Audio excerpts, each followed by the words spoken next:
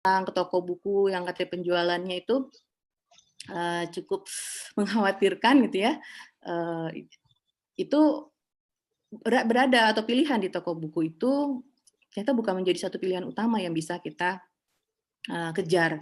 Tapi apa kemudian seorang penulis itu harus, ya sudah kalau nggak ada lagi, nggak gini gitu, terus kita harus apa gitu, terus saya harus bagaimana gitu, nggak gitu. Jadi kita bisa, oke saya sudah mulai share ya. Muncul mudah-mudahan aman, lancar? Ya, oke, aman Mbak, lancar. Jadi toko buku bukan menjadi pilihan utama. Saya nggak bilang toko buku jangan masuk toko buku, enggak gitu kan. Tapi toko buku bukan menjadi pilihan utama ketika teman-teman juga merasakan teman-teman penerbit khususnya ya. Saya di sini akan mewakili saya sebagai seorang penulis dan juga pelaku penerbitan lah kalau saya boleh bilang. Nah gitu. Terus di sini nanti saya akan berimbang, berimbang ya untuk mencoba memberikan paparannya seperti apa. Jadi pilihan ada di toko buku, ada di rak-rak toko buku yang kita ketahui itu bukan menjadi satu prioritas utama. Tapi apa sih yang bisa kita eksplor kemudian untuk tetap bisa mempromosikan, untuk tetap bisa memasarkan buku, untuk tetap bisa membuat karya kita itu bisa diakses sama pembacanya kayak gitu. Kalau bicara tentang masuk library, masuk perpustakaan itu saya nggak akan bahas di sini gitu ya, tapi nanti kita akan coba bahas hal-hal yang bisa dilakukan. Dan di sini saya mengaitkannya kepada dua hal, yaitu memasarkan buku dan juga personal branding. Ini dua hal yang mau nggak mau, suka nggak suka, pasti sudah saling terkait ya, sudah saling terkait untuk seorang penulis ketika dia karyanya sudah diterbitkan. Oke, boleh saya next di sini. Sebentar.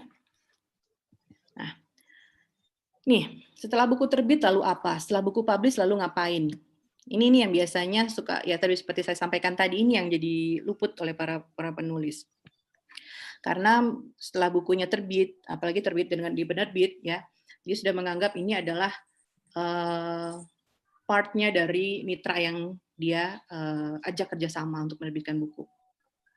Dia lupa, dia di sini saya sebutkan penulis ya, penulis itu suka lupa merencanakan ini ketika bukunya akan terbit. Apa yang harus saya lakukan? Karena itu sudah jadi partnya penerbit dong gitu. Padahal penulis versus penerbit itu punya peran yang sama, punya tanggung jawab yang sama. Bicara tentang promosi, bicara tentang jualan buku, bicara tentang branding, itu jadi tanggung jawab kedua pihak ini gitu. Kenapa jadi tanggung jawab kedua pihak? Kenapa kedua-duanya punya peran yang sama? Kenapa harus penulis juga ikut memikirkan, bukan hanya penerbitnya aja, kan itu tanggung jawab dia karena dia yang sebagai perusahaan, sebagai pihak yang selling gitu kan. Tapi kenapa harus penulis juga ikut berpikir di sini? Karena mempromosikan buku itu sangat terkait dengan brand-nya dia, brand seorang penulis. Mau nggak mau loh, ini teman-teman yang mungkin sudah pernah menerbitkan buku pasti merasakan walaupun baru, misalnya baru 1, baru 2, baru ya, kalau kenapa 1 sama 2 saya sebut baru, karena dibandingkan dengan Mbak Diah atau Mas Randi ini yang sudah lebih banyak itu, jadi yang 1, 2 itu seperti saya, itu disebutnya baru. Nah, kemudian mempromosikan buku itu langsung terkait dengan brand kita sebagai penulis. Teman-teman kita pasti akan langsung menyebut, oh ini penulis, oh ini gitu kan. Nah, di situ mau nggak mau langsung ada label gitu yang nempel di kita, oh ya kita ini seorang penulis. Otomatis kita harus memikirkan dengan baik nih, jangan sampai label penulis itu jadi hilang begitu aja. Atau label penulis itu kita tidak bisa kita maintain, karena label penulis itu cukup susah ya didapatnya ya, cukup susah.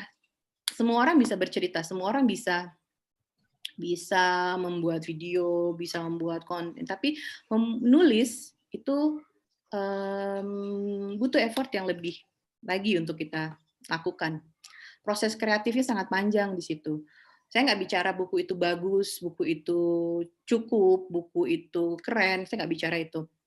Karena bagi saya buku apapun itu ya yang sudah terbit, itu sudah melalui proses, nggak usah buku deh, sampai tulisan ya, itu sudah melalui proses yang sangat panjang untuk dia sampai bisa menghasilkan karyanya itu. Nah, karena dia sudah melalui proses kreatif yang nggak sebentar, jadi bagaimanapun bentuk tulisan itu kita harus hargai, kita harus kita apresiasi. Nah, mempromosikan buku atau membangun brand diri itu menjadi satu hal yang harus dipertimbangkan sebenarnya ketika menulis bukunya, ketika akan menerbitkan. Jadi prosesnya sebelum terbit itu harus sudah dipikirkan. Sebenarnya di beberapa penerbit itu selalu di Bitrit juga demikian. Jadi selalu kita tanyakan kepada penulis, punya plan apa nih setelah kalau bukunya terbit gitu kan, punya rencana apa gitu kan, karena baik penerbit itu juga mereka membutuhkan satu kepastian lah ya, misalnya tentang potensi si buku ini sendiri nanti bagaimana. Oke, saya coba teruskan. Nah, kemudian, terus kalau memang itu menjadi satu hal yang dipikirkan oleh penulis, apa sih yang harus dilakukan oleh penulis untuk melakukan promosi bukunya? Sebenarnya banyak. Tadi ya ini kan tentang toko buku ya, sebenarnya banyak banget cara yang bisa dilakukan oleh penulis untuk mempromosikan buku. Mempromosikan buku di sini bukan hanya sekedar memperkenalkan ya, tapi juga termasuk mempromosikan buku di sini termasuk membuat buku kita itu laku dibeli orang, gitu. Dan ini bukan hal yang nggak mungkin, gitu. Saya punya teman penulis di Bitrit juga, beberapa teman di Bitrit, nanti akan saya share apa saja yang mereka pernah lakukan dan itu berhasil, itu work gitu. Teman saya ini, dia penulis di Bitrit, namanya Kang Dwi Purnomo. Kang Dwi Purnomo ini, dia berhasil, selama masa pandemi kemarin, dia pernah berhasil untuk menjual bukunya dalam satu atau beberapa kegiatan, dan itu berulang, itu dalam satu hari bisa menjual sampai 1.000 eksemplar. Kemudian teman-teman yang lain juga ada yang membuat kegiatan-kegiatan serupa dan itu menghasilkan bukunya dia gitu. Buku dia bisa terjual, bahkan dia bisa keliling ke berbagai acara, keliling dunia karena program-program yang dia lakukan. Nah, itu yang saya maksud di situ. Itu yang saya maksud adalah bagaimana mempromosikan bukunya. Tapi memang kita nggak bisa memukul rata gitu. Dari beberapa teman saya ini mereka berhasil di channel-channel tertentu. Kita nggak bisa memukul rata. Kenapa? Karena seorang penulis itu tetap harus menciptakan saluran yang tepat bagi karakter pribadi dia. Kenapa saya sebutkan begini? Kebanyakan mungkin karakter penulis itu agak pemalu gitu kan untuk bisa memasarkan bukunya, untuk ngomong, untuk cuap-cuap itu dia agak malu gitu kan. Jadi nggak semua cara bisa dilakukan, nggak semua saluran bisa dia kerjakan gitu, atau dia punya keterbatasan tertentu untuk melakukan promosi, misalnya kayak harus bikin video atau apa gitu ya. Ini coba saya berikutnya, ini tentang cara-cara yang bisa dilakukan oleh seorang penulis untuk memasarkan bukunya. Nah, tadi di sini nggak semua karakter orang bisa melakukan gitu. Karakter atau kemampuan apa ya, capability dia itu nggak semua orang bisa melakukannya. Di sini ada yang saya cantumkan di sini, nah mungkin sebagian, banyak ide lainnya ya, tapi ini sebagian besar yang orang umumnya lakukan adalah bikin kelas, itu bisa daring atau luring. Dan kita bisa kalau kita malu untuk ngomong sendiri, nggak pede saya ngomong sendiri gitu, boleh ngajak pembicara lain. Bikin kelas yang di situ bicara tentang buku kita atau sesuatu di balik buku kita, ya gitu. Kemudian kita bisa bikin webinar. Kelas kalau balik lagi ya, tadi kalau kelas atau nanti juga webinar, itu buku kita bisa menjadi apa ya, mungkin seperti handout-nya atau jualan buku di balik itu gitu kan, bisa kita lakukan. Nah, webinar. Nah, webinar itu bisa menjadi sarana untuk saya sebut di sini ya, memasarkan buku. Itu bisa sebagai handout atau memaparkan apa dari buku kita itu, misalnya kita tuh bukunya tentang sejarah Bandung, gitu kan. Atau nggak sejarah Bandung deh, kita kalau kalau sejarah kayaknya mudah, mungkin ada teman-teman yang pengen nulisnya novel. Kemudian dia ingin membuat webinar, mungkin nggak sih bikin webinar dari novel? Mungkin. Contohnya misalnya kalau kita bicara contohnya kayak Dilan. Dilan mengangkat ceritanya tentang Bandung. Kemudian di situ kita bisa ngangkat webinarnya, bikin webinar yang membahas tentang kota Bandung, gitu kan, jalan-jalannya virtualnya, menyusuri rutenya Dilan misalnya. Contohnya hal-hal kayak gitu yang bisa dilakukan. Itu contoh. Nah, jadi nggak selalu harus ngangkat materi gitu. Kemudian ada juga namanya book reading. Book reading ini juga bisa menjadi salah satu cara untuk mempromosikan atau menjual buku. Ada yang pernah dengar nggak tentang book reading? Nah, kalau memang belum ya, saya coba ceritakan sedikit ya tentang book reading ini. Ini sebenarnya sebuah klub yang diadakan bersama. Enaknya sih memang bukan si penulis yang menyelenggarakan book reading, tapi lebih baik yang bisa menyelenggarakan book reading itu kita cari mitra lah, komunitas atau apa. Jadi mereka menyelenggarakan. Nah, book reading itu benar-benar baca bukunya dari awal sampai akhir dan kemudian membahas hal-hal yang ditemukan di dalam buku itu.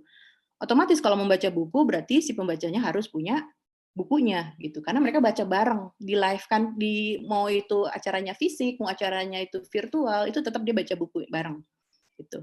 Setelah semua peserta menerima buku, punya bukunya, mereka akan baca bareng, bacanya boleh dikelilingkan, maksudnya setiap orang yang di dalam situ gantian, atau bisa juga ada pembahasnya. Nah itu otomatis bikin book reading nggak satu, nggak dua gitu kan, kita bisa menjadi cara kita untuk memasarkan buku dan kalau misalnya kita karakternya pemalu untuk memulai membicarakan sendiri, ya ngajak mitra lain itu jadi solusi. Kemudian podcast. Nah, ini cocok nih buat orang yang nggak pengen mukanya kelihatan. Orang yang nggak pengen mukanya kelihatan di manapun, di online kayak di apa gitu, pokoknya dia nggak pengen, dia malu kalau harus ngomong dan secanggung kalau dia harus ngomong di depan umum. Nah, podcast bisa salah satu cara yang bisa saya gunakan untuk mempromosikan bukunya dia gitu. Vlog juga begitu. Vlog itu kan nggak mesti dia bisa mengajak orang lain untuk tapi ini bisa jadi satu cara.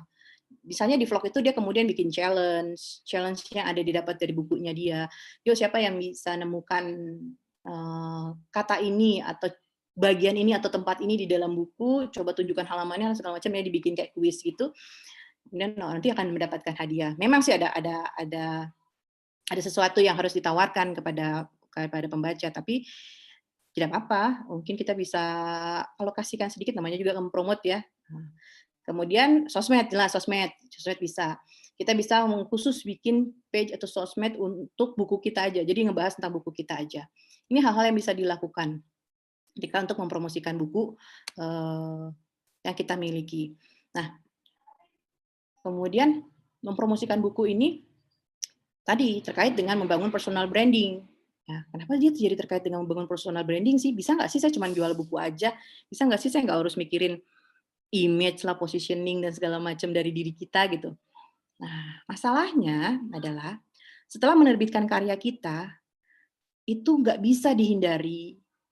Pembaca atau orang lain itu akan membentuk opini tentang kita. Itu nggak bisa dihindari. Mau gimana pun kita nggak bisa hindari itu. Suka, nggak suka, mau nggak mau, itu sudah ada terbentuk proses awareness orang tentang kita, opini mereka tentang kita itu mulai terbentuk. Itu kita nggak bisa hindari. Kita nggak bisa menghindari, tapi kita bisa mengendalikannya. Nah, mengendalikannya gimana ya? Kita coba create.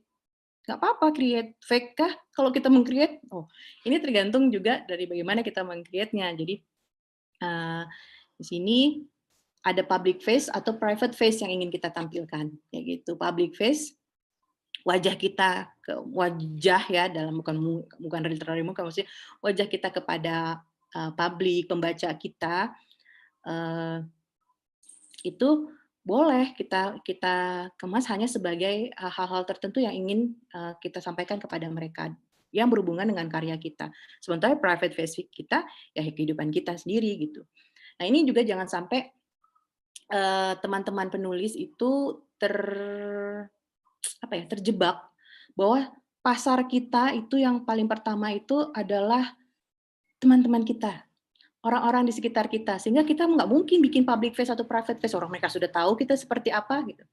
Nah, ini biasanya dilakukan yang terjebak bagi para penulis. Jadi ketika buku terbit, ya, kalau saya boleh ingetin ya, buku terbit itu biasanya masa hangatnya ya, masa hangat untuk promosinya itu di 1 sampai 3 bulan aja. Itu masa hangatnya sebuah buku itu bisa enak terus untuk dipromosikan. Setelah dari itu biasanya penulisnya atau penerbitnya sudah tidak melakukan promosi lagi. Penulisnya biasanya sudah malu. Kenapa malu? Karena dia sibuk berpromosi di lingkaran-lingkarannya dia. Misalnya di akun Facebooknya, di halaman Facebooknya, di akun Instagramnya. Dia nggak enak dong kalau 3 bulan feed-nya itu tentang buku dia melulu gitu. Karena dia hanya banyak yang terjebaknya di situ saja. Sementara pasar kita sesungguhnya, para penulis ini bukan di lingkaran itu. Karena kalau di lingkaran itu satu juga mereka biasanya minta. Minta bukunya dong gitu, gratis dong bukunya gitu. Ada ini enggak copy sampel free-nya enggak gitu. Nah, itu kan menyakitkan sebenarnya buat penulis ketika orang minta gratis bukunya kayak gitu. Karena tujuannya bukan bikin buku ya kecuali memang punya apa ya, punya plan lain gitu ya. Misalnya saya memang bikin buku buat promote saya hal yang lain. Tapi bagian besar juga bikin buku juga ada berharap dampak finansialnya juga gitu. Nah, otomatis kalau bisa sebaiknya itu tidak pasar kita yang kita bidik itu tidak di lingkungan teman-teman kita, tidak di lingkungan orang-orang sekitar kita, tapi jauh dari itu. Sehingga kita bisa berkomunikasinya dengan leluasa. Carilah banyak kok di sosial media juga banyak, di Facebook apa kita bergabung dengan grup-grup atau apa. Nah, mereka akan jadi lingkaran-lingkaran atau menjadi pasar target market kita, bukan teman-teman kita, bukan kolega kita, bukan saudara-saudara kita, keluarga kita, bukan. Nah, sehingga ketika kita bisa memikirkan bahwa target market-nya saya itu adalah orang lain, target market saya adalah orang-orang di luar sana, kita bisa meng-create public face dan private face kita sebagai branding-nya kita. Tuh. Oke. Nah, apa sih yang harus ketika kita mau create public face, private face, itu apa sih yang harus kita jadi patokan ya, dari dasar kita untuk meng-create itu. Nah, ini terkait branding ya. Nah, ada 3 hal sih sebenarnya yang menurut saya perlu ya. Jadi kita pertama menentukan karakter kita sebagai penulis itu kita pengen dikenal seperti apa. Nggak apa-apa, mau bukunya baru mulai 1 nggak apa-apa, mau bukunya baru 2, 3, 4, 5 nggak apa-apa, kita sudah harus menentukan karakter kita sebagai penulis. Karena kita bicara tentang jangka panjang masa depan. Kita nggak mungkin hanya mau terbit 1 terus sudah selesai, enggak. Kemudian setelah kita menentukan karakter kita seperti apa yang kita inginkan orang tahu tentang diri kita. Nah, di sini kita bisa nge-set, saya pengen orang tahu tentang diri saya cuma sampai bagian ini, bagian ini, bagian ini. Tidak seluruh kehidupan saya juga saya tampilkan. Sehingga teman-teman nanti bisa membuat akun Instagram pribadinya misalnya, dan juga akun Instagram produk karya kita gitu, karya-karya teman-teman sendiri gitu, karya seorang penulis sendiri. Kemudian di situ teman-teman setting apa saja sih yang ingin saya tampilkan. Dan biasanya itu apa yang ingin kita tampilkan itu berkaitan dengan yang ketiga, what do you stand for? Apa yang kita perjuangkan sebenarnya. Perjuangkan yang kita ingin orang kenal kita tuh sebagai apa. Ini 3 hal yang bisa kita buat patokan untuk membangun positioning atau brand-nya kita tadi. Karakter, apa yang kita ingin orang-orang tahu tentang diri kita, sehingga ada batasan-batasan mana yang orang boleh tahu, mana yang orang nggak perlu tahu. Karena kita harus punya kehidupan pribadi juga kan, jangan sampai kita jadi sangat blend itu tercampur gitu kan, sehingga kita sendiri jadi kerepotan. Kemudian what do you stand for? Apa yang kita perjuangkan? dari ketika kita berkarya atau kita membuat tulisan. Itu yang menjadi patokan bagi seorang penulis ketika dia memasarkan buku, yang mau tidak mau positioning diri dia pun sudah tercipta on progress menuju ke sana. Jadi buku dan diri kita menjadi satu brand utuh yang harus kita pikirkan ya, ketika kita ingin menyebarkan, ingin menularkan ide kita, ingin kita mau menyampaikan karya kita, menyampaikan gagasan kita dalam bentuk apapun, dalam karya apapun. Itu yang harus kita pertimbangkan. Kemudian sementara untuk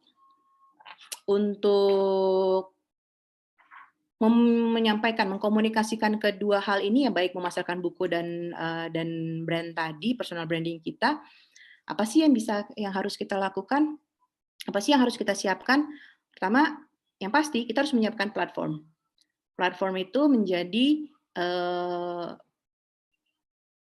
menjadi perencanaan kita untuk kita melakukan penjualan nanti seperti apa. Di sini platform itu saya tidak bicara tentang cuma satu, misalnya platformnya kita pakai, oke saya pakai IG, enggak, saya nggak bicara itu. Platform ini menjadi satu kesatuan utuh yang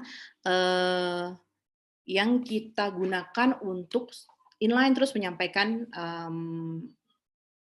pesan kita, message-nya kita. Message itu bisa buku dan diri kita sendiri. Nah, kita di sini yang saya bisa sarankan itu ada blog, website, sosmed, vlog, podcast. Sosmed sendiri bisa dikembangkan apa yang ingin dipilih gitu. Untuk saluran yang cocok bagi diri Anda, bagi kenyamanan Anda, sesuai dengan kemampuan Anda bagaimana mengeksplornya. Kalau misalnya nggak bisa dari saluran-saluran ini, bisa juga bikin quote-quote image gitu kan ya, dari buku atau dari pemikiran kita sebagai seorang penulis. Quote-quote itu kemudian kita sebarluaskan lewat grup-grup WA atau grup-grup yang kita ikuti, atau kita bikin tulisan-tulisan pendek yang menginspirasi atau menghibur ya. Jadi nggak sesuatu yang harus berat, nggak sesuatu yang harus serius, tapi bisa macam-macam, bisa menghibur, menginspirasi, bisa yang mengharu biru, pokoknya yang cocok dengan konten-konten yang kita miliki. Ini sangat membantu kita untuk bisa memaintain dengan mudah branding diri kita sendiri. Orang tetap terjaga, tetap alert dengan diri kita, tetap alert bahwa oh ini ada penulis yang namanya ini, oh ada penulis yang namanya Mbak Ria, itu yang yang punya karya. Nah Mbak Ria ini dia rajin banget untuk posting, dia rajin ini, jadi orang ingat namanya. Sebutkan penulis Indonesia yang Anda kenal, dia akan menuliskan salah satunya adalah nama Mbak Ria, karena Mbak Ria sangat bagus untuk terus memaintain brand-nya, untuk melakukan promosi. Nah, sehingga otomatis ketika nanti suatu saat Mbak Ria bikin buku lagi, orang sudah langsung ngeklik, oh Mbak Ria tuh nulisnya pasti tentang yang ini ya, gitu misalnya. Itu contohnya.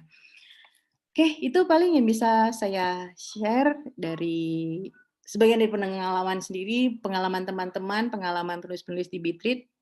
Semoga ini bisa menjadi sesuatu yang bermanfaat dan trigger karena kita akan explore lebih lanjut lagi nanti lewat diskusi ya. Oke, kita akan share nanti lebih lanjut lagi lewat diskusi, tanya jawab dengan teman-teman sekalian. Siapa tahu nanti setelah saya cuma trigger karena berikutnya adalah materi dari Mbak Dia dan Mas Randi yang akan lebih membangkitkan inspirasi lagi ya tentang produktivitas dan lain-lainnya. Nanti kita bisa explore itu bareng gitu kan, untuk ya tadi, untuk menularkan ide kita, mengeluarkan gagasan kita itu seperti apa.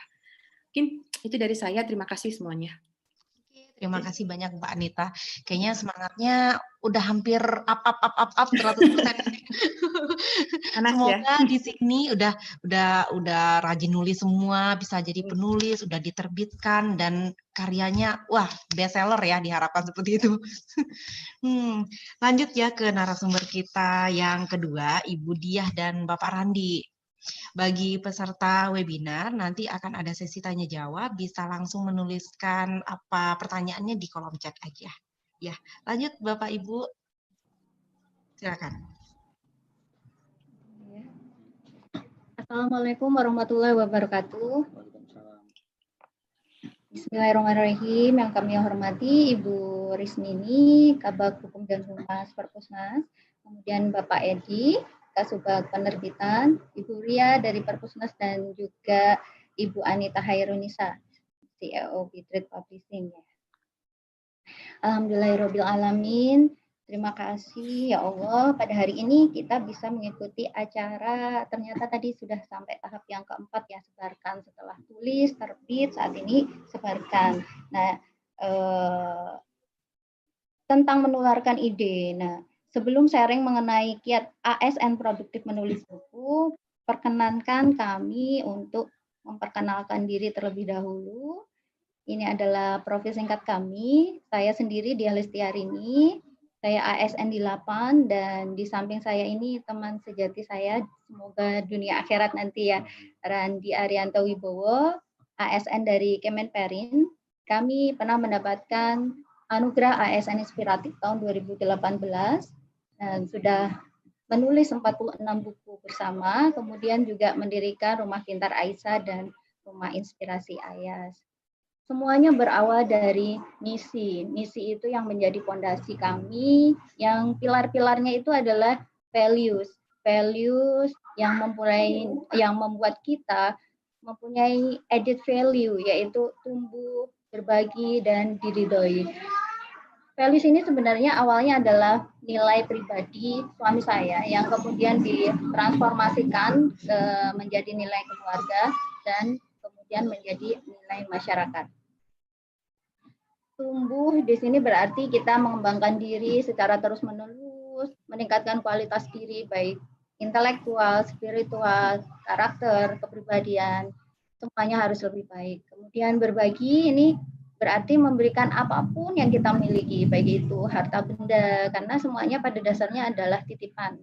Kemudian pengetahuan, keahlian, ide, gagasan, waktu, tenaga, semangat, dan juga berusaha untuk selalu mempunyai akhlak yang baik dengan memuliakan dan membahagiakan orang lain, terutama orang-orang yang membutuhkan uluran tangan kita. Dan ini tentunya konteksnya sebagai upaya untuk menggali lebih banyak lagi sumber pahala yang mengalir.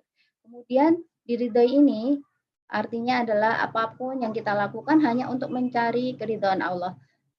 Jadi kepakaran ilmu, kekayaan, semua potensi yang Allah berikan itu hanya untuk membuat Allah ridho kepada kita. Izinkan kami menyampaikan sekilas terkait Rumah Pintar Aisyah. Mungkin di sini ada yang belum tahu apa itu Rumah Pintar Aisyah. Ya, ini adalah Rumah Pintar Aisyah yang diikuti dengan pendirian Rumah Inspirasi Ayas.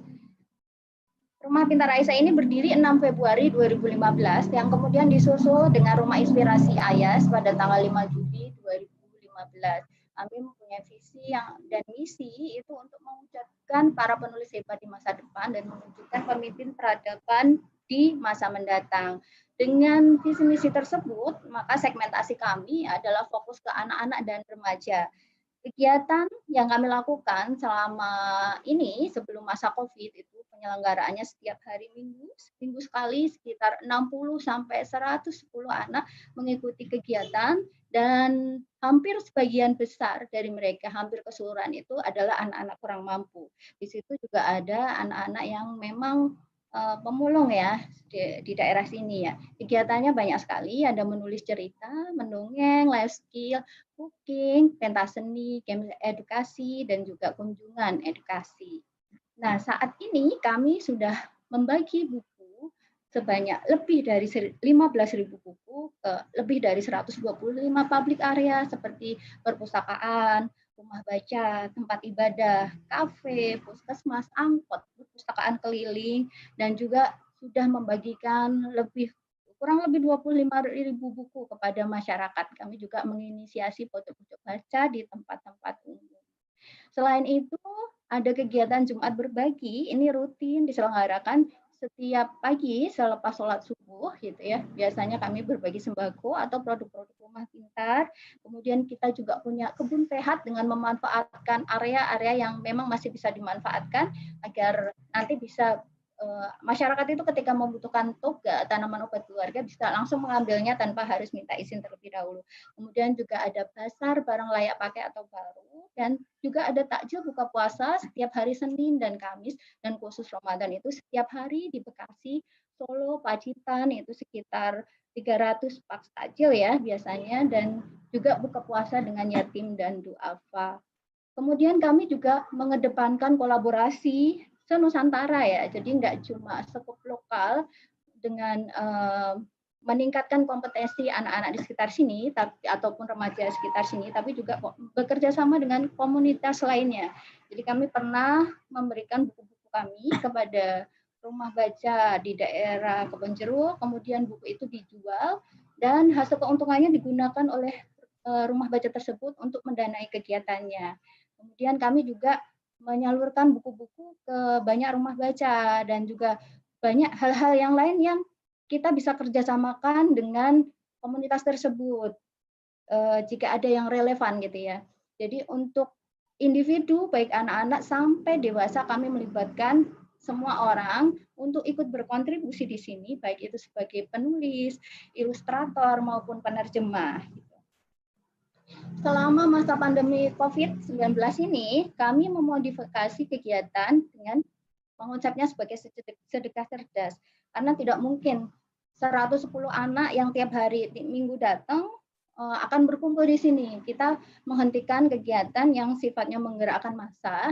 Kami rubah dengan pembagian sembako, yaitu sebanyak 1.053 paket sembako telah didistribusikan dan 540 pak beras masing-masing 5 kg kepada masyarakat yang terdampak. Jadi kita banyak sekali mendapatkan berita-berita, ada yang akan bunuh diri, ada yang di PHK, ada yang kekurangan makan, ada yang harus melakukan banyak hal untuk bisa menghidupi keluarganya. Kami berusaha untuk hadir di situ dengan memenuhi kebutuhan dasar manusia yaitu beras. Kemudian baru saja bulan Juli ini kami melaunchingkan program wakaf Al-Quran dan sebanyak 368 pak Al-Quran telah dibagikan melalui Lazis dan juga Yayasan Rosyida di daerah Sukoharjo di Solo. Itu Al-Quran itu dijual, kemudian hasilnya Al-Quran itu diberikan kepada para penghafal Al-Quran. Kemudian ada juga sedekah buku, kurang lebih 100 buku telah didistribusikan di bulan Juli itu untuk sekolah, perpustakaan, dan juga rumah baca gitu.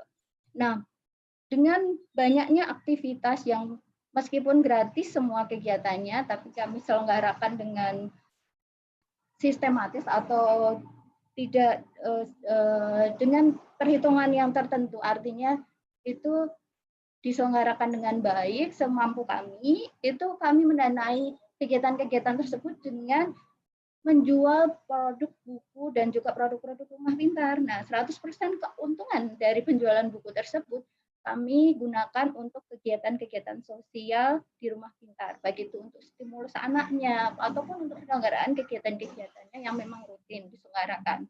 Nah, di masa pandemi COVID ini kami bekerja sama juga dengan UKM atau home industry dan yang memproduksi produk dalam negeri atau lokal dan juga budaya bangsa. Jadi kami mengusung produk-produk kami terutama memprioritaskan yang dari batik gitu. Ada yang batik tulis, ada yang batik cap dan seterusnya, dan itu memang fokus kami untuk membantu mereka yang terdampak. Jadi kita saat ini sudah bekerja sama dengan penjahit-penjahit lokal yang mungkin istrinya lagi sakit jantung, butuh biaya berobat. Kemudian ada juga yang suaminya di PHK, anaknya 5 dan seterusnya. Kami punya target memang untuk membantu tanpa memberi uang ya. Jadi kami memberi kail, membuat orang itu bergerak, dan semakin lama ketika dia dapat order gitu ya, dia maka akan semakin ahli, kompetensinya akan meningkat. Kami saat ini memproduksi juga untuk ibadah itu Al-Quran, kemudian speaker Al-Quran untuk hafalannya, jilbab, sarung, mukena, baju koko. Untuk rumah ada sarung bantal kursi, spray, semua batik ya. Kemudian ada untuk pendidikan seperti tempat pensil. Kita baru saja juga memproduksi tempat pensil yang di bulan Agustus ini nanti kita ingin berbagi kebahagiaan kepada anak-anak sekitar dengan membagi sarung dan jilbab, tempat pensil, dan seterusnya. Kami juga bekerja sama dengan produsen yang mengusung produk pangan sehat dengan catatan harus mempunyai sertifikasi yang halal dan izin produksi. Nah, untuk menyelenggarakan kegiatannya, Rumah Pintar Aisyah dibantu oleh relawan tim PENA yang saat ini ada 9 orang. Kami juga mempunyai komunitas Rumah Pintar Aisyah sekitar 400 orang. Ini adalah foto-foto kegiatan Rumah Pintar Aisyah sebelum COVID. Banyak sekali. Kami mengundang badut, kadang kami menyelenggarakan bagaimana bisa memasak gitu. Jadi anak-anak itu berlatih life skill. Ketika di rumah nanti mereka harus mempraktekannya. Kemudian mereka juga diajari untuk percaya diri.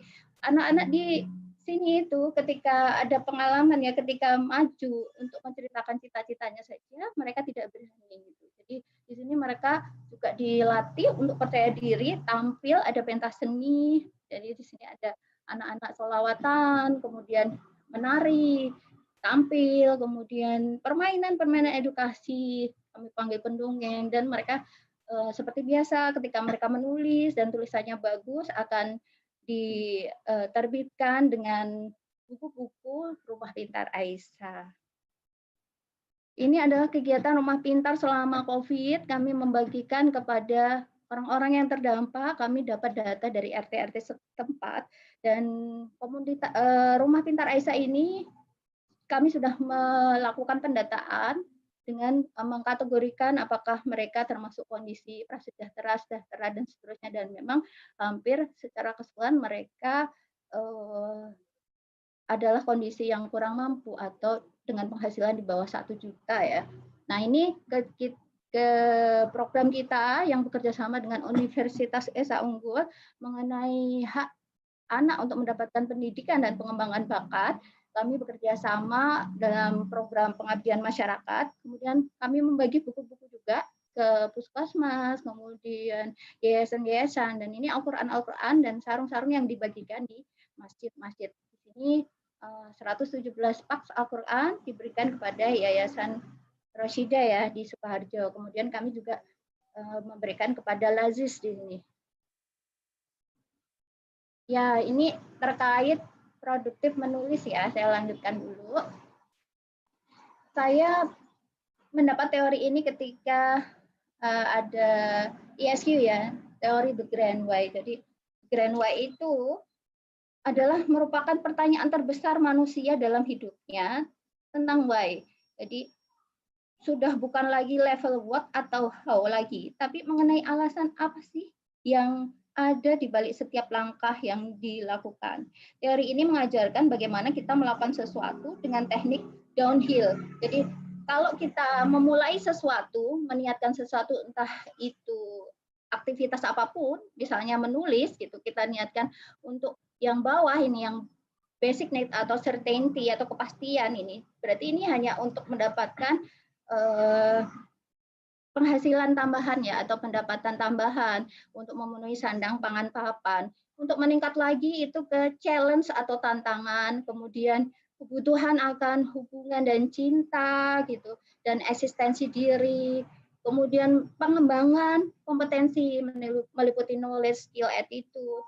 Dan level yang lebih tinggi lagi itu adalah kontribusi, yaitu bagaimana ketika seseorang itu meniatkan apa yang dilakukannya untuk menjadi pribadi yang bermanfaat. Tapi ternyata nggak cukup di level kontribusi ini. Ketika orang melakukan itu ternyata banyak yang merasa mungkin hampa. Mungkin tadinya niatnya apa diselipin oleh niat-niat yang mungkin terganggu gitu ya ketika proses dilakukannya kegiatan tersebut. Nah, ini yang level paling tinggi adalah meaning and purpose.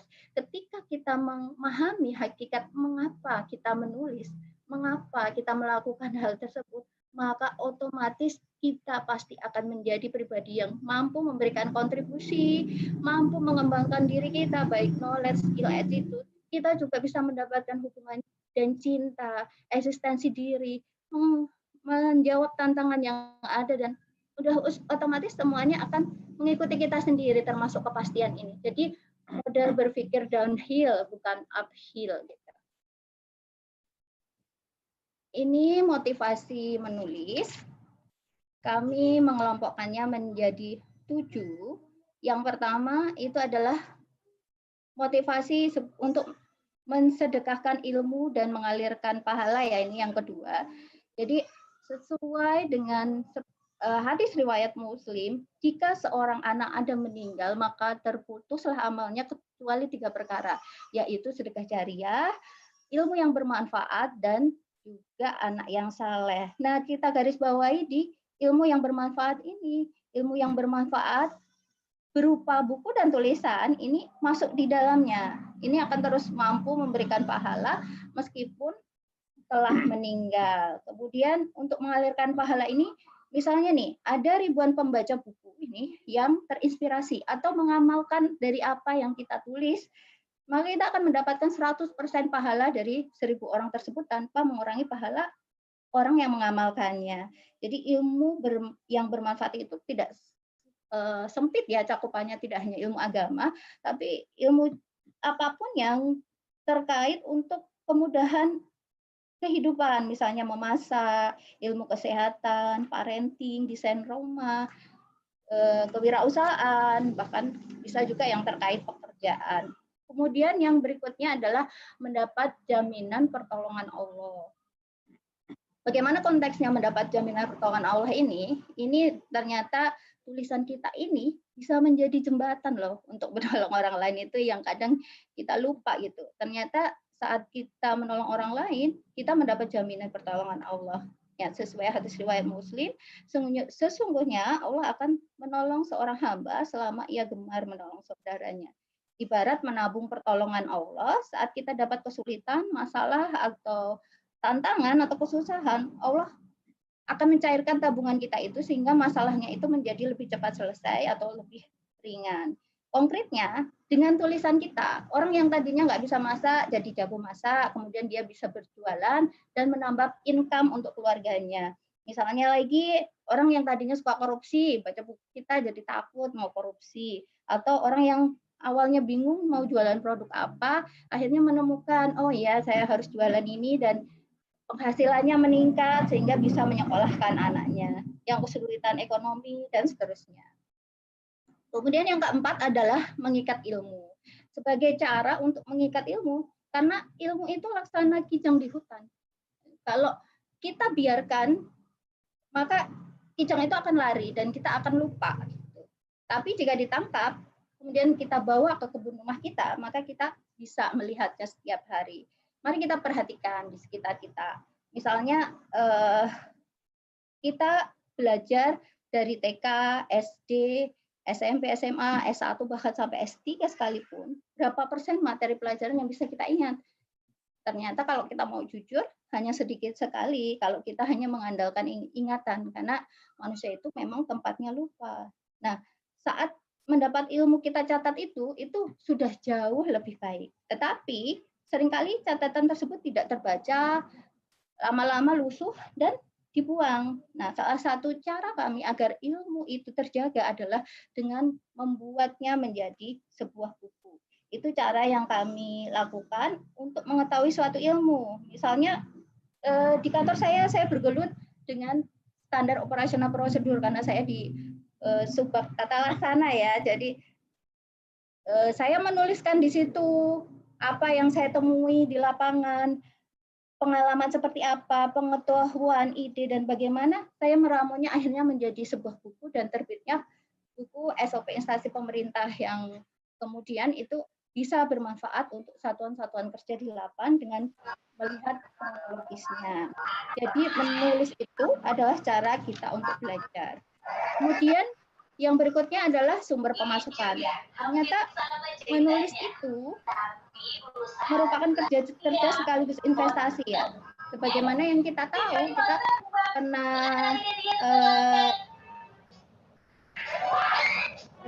tahu, kita pernah membaca kalau penghasilan atau keuntungan dari Andrea Hirata dengan novel Salafat sampai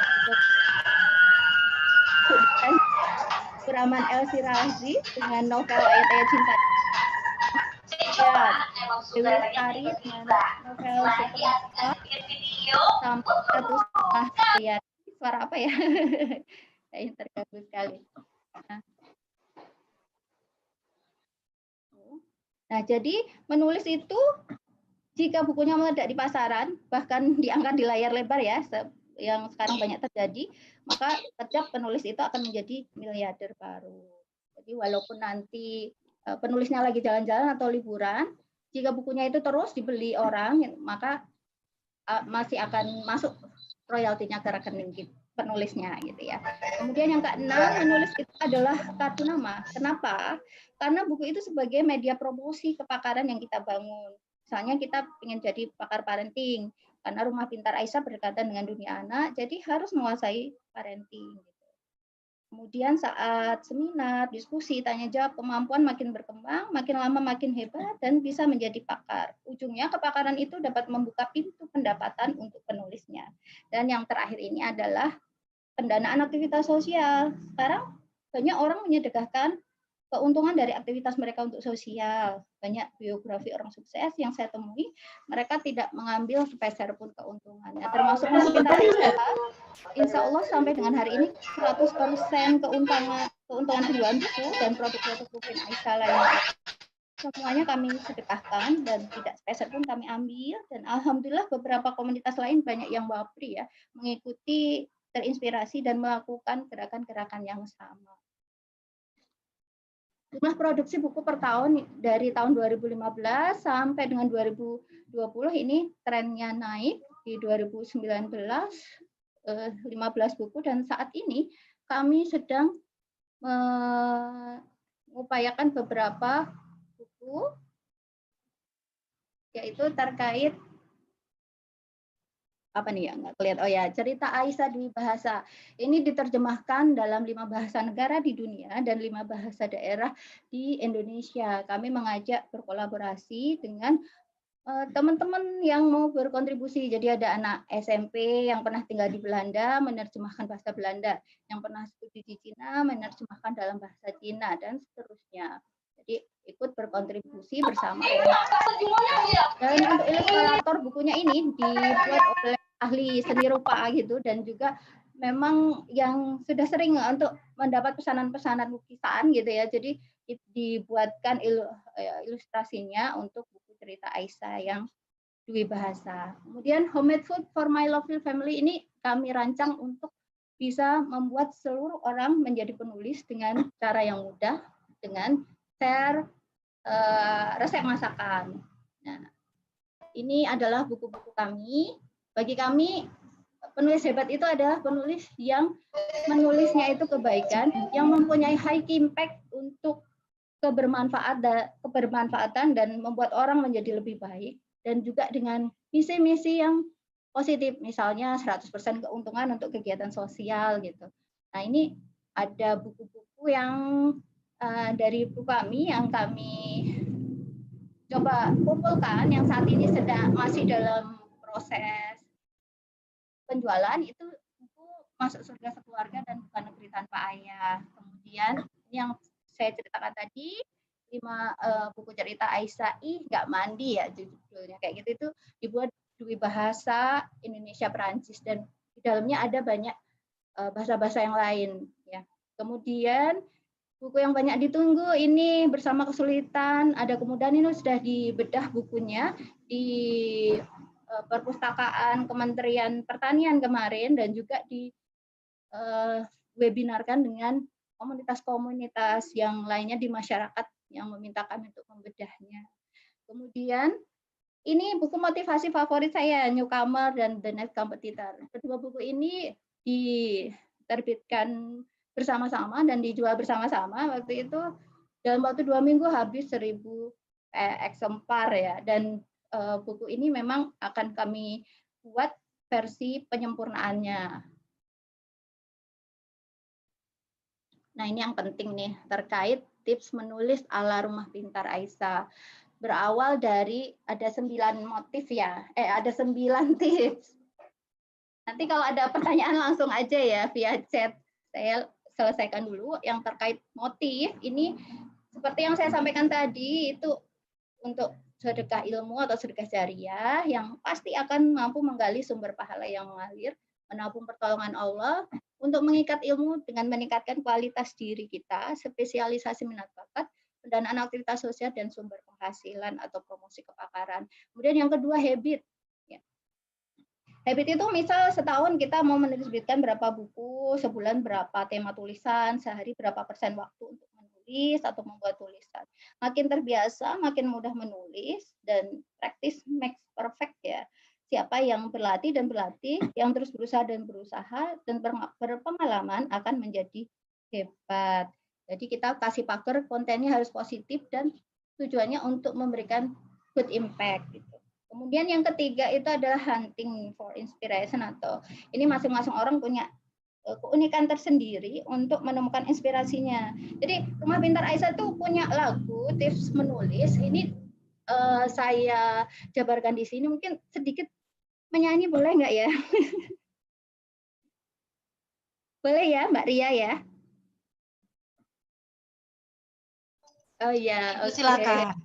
Iya, jadi lagu Rumah Pintar ini liriknya saya buat sendiri. Ini mengikuti dari Iswahyudi ya, yang mengenal nama-nama binatang ya. Tapi saya merubahnya ya, kebetulannya jadi tips menulis di Rumah Pintar Aisyah. Jadi gini, ayo kawan-kawan kita menulis bersama, baca, ingat-ingat, pikirkan juga renungkan. Jangan engkau ragu, menulis itu ibadah, berbagi ilmu, semoga hidupmu barokah, gitu ya. Jadi itu sedikit liriknya. Jadi kalau kita baca di sini, ternyata saya mengajari nih anak-anak gimana sih kalau mau nulis, mereka bingung tuh. Mau nulis gimana awal-awalnya, ya udah kemarin mimpi apa ditulis. Dari tadi kita di sekolah sama temannya gimana itu ditulis. Jadi dari pengalaman, berpikir, diskusi, kontemplasi atau merenung, membaca, bahkan menonton atau jalan-jalan bisa untuk mendapatkan inspirasi. Kemudian yang keempat, buku saku ya. Buku saku ini kita dimanapun bisa ya. Kalau yang sekarang mungkin pakai note di handphone, kapanpun saat ada lintasan ide, tangkap ide itu dan tulis segera di buku saku. Free time is opportunity. Waktu senggang itu dimanfaatkan saat event, misalnya seminar, talk show, bedah buku, kita catat hal-hal yang penting. Saat kita belajar, learning, kita mengumpulkan data, nonton YouTube, ada yang penting catat. Kemudian saat kita chatting, diskusi, sekedar ngobrol dengan orang lain pun bisa menjadi catatan-catatan yang bisa menambah buku saku kita. Kemudian saat membaca buku, artikel, referensi, dan traveling, ketika kita bepergian kemanapun, ke mall, naik kendaraan, catat-catat dan catat di buku saku. Kemudian berikutnya adalah yang kelima adalah bank ide. Banyak ide muncul setiap saat bertubi-tubi, tapi sayangnya semua itu hilang dan nggak berbekas gitu. Jadi ide itu harus memiliki nilai tambah atau added value ketika kita melakukan, atau hal ide yang perlu dilakukan, dipraktekkan, ada yang perlu diteliti. Salah satunya dengan ditulis sebagai artikel atau buku. Jadi milikilah bank ide, karena setiap akan menulis, kita butuh untuk membuka bank ide tersebut untuk memperkaya tulisan kita. Misalnya di sekeliling kita ini ada HP, ada laptop, ada meja, itu tidak mungkin ada dengan sendirinya. Itu pasti ada yang membuatnya, dan pembuatnya itu awalnya juga apakah yang tergambar dalam pikirannya. Ini berarti ide itu mempunyai nilai yang luar biasa. Misalnya ide Thomas Alva Edison menciptakan lampu, idenya Wright bersaudara menciptakan pesawat, Alexander Graham Bell menciptakan telepon, itu luar biasa semua. Dan nggak cuma hal-hal seperti itu, tapi juga ilmu ekonomi, ilmu manajemen, semua berawal dari sebuah ide. Kemudian yang keenam itu merekam. Banyak yang pandai bicara, tapi tidak pandai merangkai kata-kata.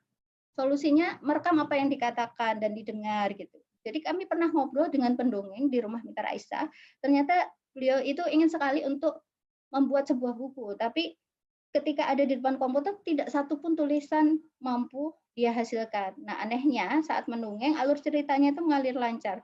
Maka saat itu kami sarankan untuk merekamnya sehingga nantinya menjadi buku.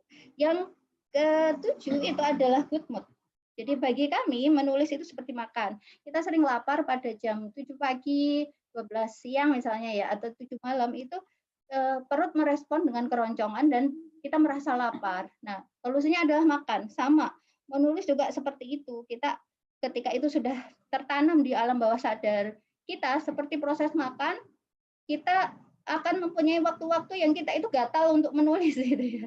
Kalau kita biasanya menulis gatal untuk menulis. Jika waktu atau suasananya mendukung, otomatis ide gagasan muncul dan kondisi tubuh menyiapkan diri untuk menulis sehingga lebih semangat dan mendapatkan banyak ide sehingga mampu dikembangkan menjadi tulisan. Kemudian yang ke-8 ini ada jangan ngedit. Belakangan aja ngeditnya. Karena saat akan menulis itu kita kan menentukan tema dulu ya. Nah, setelah kita menulis, usahakan tulisan itu sesuai temanya. Biasanya ada 3 hal yang kita pikirkan, yaitu ide yang sesuai tema, ide yang nggak sesuai tema, dan satu lagi pikiran lain yang sebenarnya itu tidak penting sama sekali atau kita menyebutnya pikiran sampah. Nah, lalu apa yang kita lakukan? Tetap saja kita tulis semua dalam satu tulisan. Memang ribet, tapi teknik ini terbukti mampu menguras habis ide ya, pemikiran kita.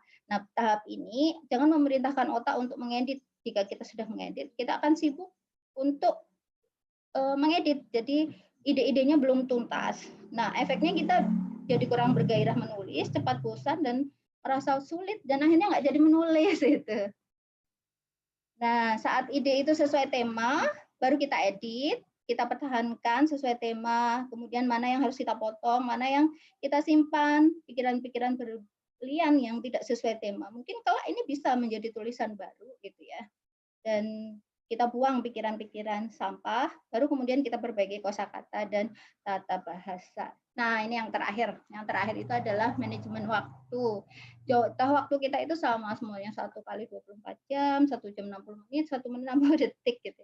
Tapi produktivitas yang dihasilkan kalau mau jujur ada yang beda-beda, ada yang 1000, 100, 10, 5, bahkan ada yang nggak produktif sama sekali. Nah, selalu ingat kita akan mempertanggungjawabkan waktu yang diberikan Tuhan. Apakah itu untuk kebaikan, keburukan, ataukah hal yang sia-sia. Berpikirlah manfaat apa yang kita dapat ketika kita melakukan sesuatu. Misalnya saat nonton film, apa manfaatnya. Saat main game, apa manfaatnya. Gunakan waktu luang itu untuk menulis. Misalnya kalau kita ya biasanya saat di bandara gitu. Kemudian saat dinas luar itu biasanya di hotel itu kita menulis dan orang-orang sudah hafal gitu. Mbak Diani mesti bawa buku, laptop kemana-mana pasti nulis nanti malam gitu. Kemudian suami saya biasanya dini hari sebelum sholat subuh itu menyempatkan diri untuk menulis. Tambahan sedikit ya, banyak yang beralasan kalau mereka tidak punya waktu atau terlalu sibuk untuk menulis. Nah, orang-orang yang seperti ini dengan berbagai alasannya itu pasti tidak akan mempunyai karya karena mereka itu fokus kepada banyak alasannya sehingga selamanya karyanya itu ya hanya dalam impian lah gitu ya. Nah, sering juga orang itu membanding-bandingkan tulisannya dengan tulisan orang lain, misalnya Asmanedia, Terelia ya kalah jauh ya. Tapi kan mereka itu sampai pada titik puncak membutuhkan sekian banyak tahun, proses yang panjang. Nah, kita baru memulai, intinya konsisten dan terus produktif, jangan berhenti menulis. Ini contoh menggali ide, ternyata dari proses misalnya kita mau mengangkat tema produk rumah pintar gitu ya. Ternyata dari proses input itu ada 1 sampai 7 tadi yang dari motif, habit, hunting, pocketbook gitu ya.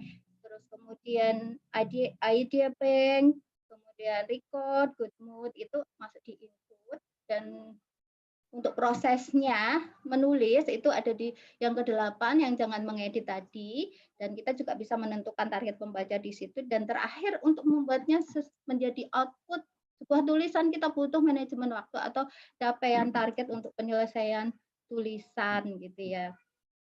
Jadi dari satu tema ini aja kita udah banyak dapat inputan gimana sih pengalaman kita menjual atau marketingnya, gimana saat kita memilih suppliernya, dan bagaimana sih kebutuhan untuk target timeline-nya, bagaimana ketika kita harus mengejar kegiatan dengan penjualan produk tersebut, udah jadi tulisan yang panjang banget ya.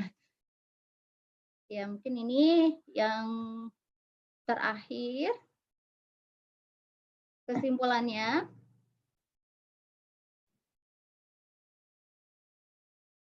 Maknailah hakikat menulis di zona why atau meaning and purpose, itu zona yang paling tengah ya. Jadi udah bukan lagi what atau how lagi, tapi why-nya. Kalau kita memahami tadi yang prinsip downhill tadi, the grand way, meaning and purpose-nya, maka kita akan pasti terus produktif menulis. Karena itu motif intrinsik dalam hati kita ya. Terakhir, ini pesan Ali bin Abi Thalib, ikatlah ilmu dengan menulis. Terima kasih, semoga bermanfaat. Assalamualaikum warahmatullahi wabarakatuh. Waalaikumsalam warahmatullahi wabarakatuh. Luar biasa banget ya, Ibu Diah sama Bapak Randi. Kayaknya juga banyak pertanyaan yang masuk. Kita langsung aja ya Ibu ya, tanya jawab. Saya bacakan dulu satu-satu. Mungkin satu pertanyaan bisa langsung dijawab aja. Yang pertama itu dari Asep Rahayu. Saya pernah menerbitkan karya saya di sebuah penerbitan indie. Ternyata proses penerbitannya sangat lama, sampai hampir 2 tahun. Yang ingin saya tanyakan, berapa lama waktu yang dibutuhkan oleh penerbit untuk menerbitkan sebuah buku? Apakah apa saja hak penulis terhadap buku penerbit? Mungkin ini lebih tepat kemarin kali ya, karena pembahasan kita terbit. Cuman sekarang karena salah satu narasumber kita itu adalah CEO-nya publishing juga, mungkin bisa dijawab dulu Mbak Anita, dan Ibu Diah sama Pak Randi selaku penulis juga mungkin bisa berbagi pengalaman berapa lama sih bukunya bisa diterbitkan. Silakan Ibu. Siapa dulu nih? Saya dulu? Iya, boleh. Ini gelap ya layarnya. Bener nggak sih? Share screen-nya di off-in dulu kali ya. Saya tidak bisa melihat wajah. Oke, ya, siap. Kalian. Oke. Berapa lama sebuah penerbit ya, sebuah penerbit menerbitkan buku itu? Jadi gini, saya mengerti banget perasaan dari para penulis, karena kita pasti berharap buku kita ini begitu kita propose ke mereka, kita ajukan, kita berharap bukunya segera terbit gitu kan. Buku. Nah, masalahnya setiap penerbit itu punya prioritas. Prioritas ini nggak bisa juga kita salahkan mereka, sebab namanya penerbit dia juga kan harus hidup. Ya, jadi dia mencoba memberikan jalan win-win solution lah antara mereka sebagai sebuah usaha dan juga mereka sebagai mitra penulis gitu. Nah, mereka punya prioritas, di prioritas ini mereka kemudian punya apa namanya? Punya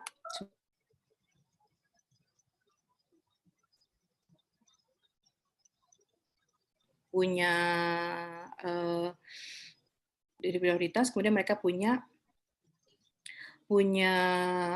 plan, proyeksi ya, punya proyeksi yang mereka di situ harus berhitung secara ekonomisnya. Nah, itu yang membuat mereka kemudian menjadi bisa cepat atau bisa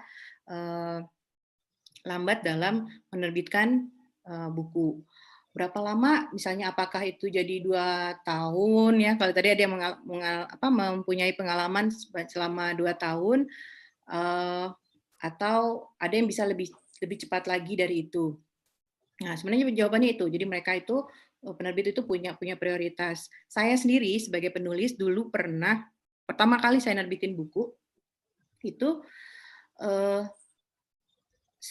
buku pertama saya itu saya masukkan ke penerbit. Mereka punya waktu review selama 1 tahun. Nanti mungkin pengalaman Mbak Dia nggak seperti saya. Mereka punya waktu review selama 1 tahun. kemudian baru menyatakan oke, bukunya diterbitkan, apalagi waktu itu adalah buku picture book ya, buku untuk anak, sehingga ketika prosesnya itu nggak secepat buku biasa, buku teks biasa gitu. Jadi butuh waktu untuk ilustrasi, butuh waktu untuk butuh waktu untuk mengemas bukunya. Nah, 1 tahun saya harus menunggu. 1 tahun itu prosesnya, kemudian baru kemudian terbit gitu. Setelah itu terbit. Nah, itu waktu saya untuk menunggu belum, bukan. 1 tahun itu proses pengerjaannya. Waktu saya untuk mendapatkan review untuk ACC itu malah ya ditambah 1 tahun lagi lah mungkin ya. Jadi pokoknya intinya ketika buku saya itu yang pertama kali saya ajukan ke penerbit itu terbit, itu buku naskah-naskah saya yang berikut, yang kedua itu malah lebih terbit duluan gitu. Jadi proses setiap penerbit itu beda-beda. Saya ingin menggambarkan itu, proses setiap penerbit itu beda-beda.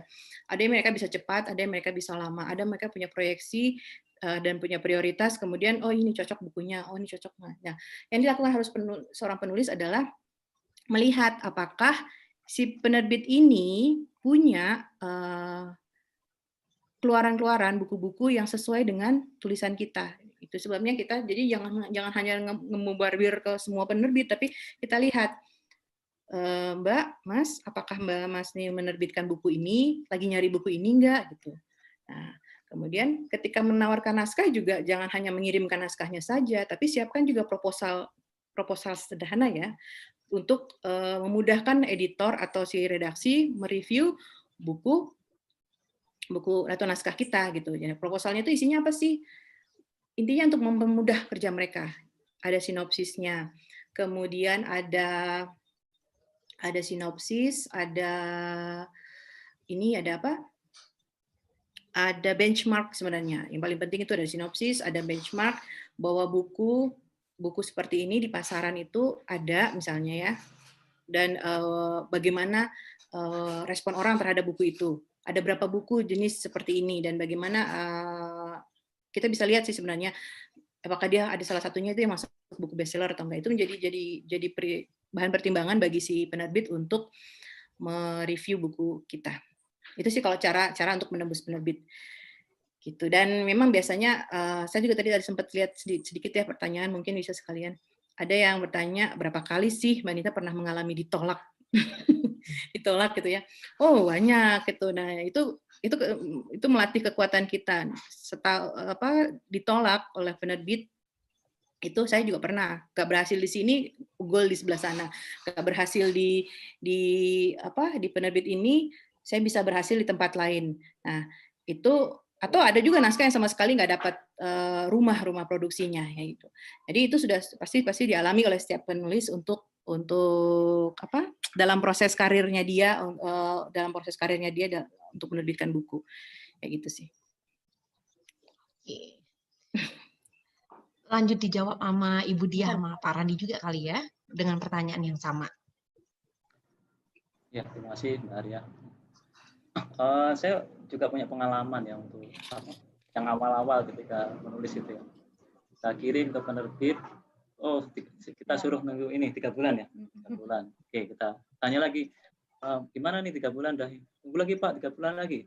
Sampai 1 tahun, itu juga belum ada hasilnya gitu. Padahal ketika itu kita lagi merintis rumah pintar dan kita butuh pendanaan. Jadi memang sebenarnya buku yang kita tulis itu motivasi utamanya itu sebenarnya untuk pendanaan kegiatan.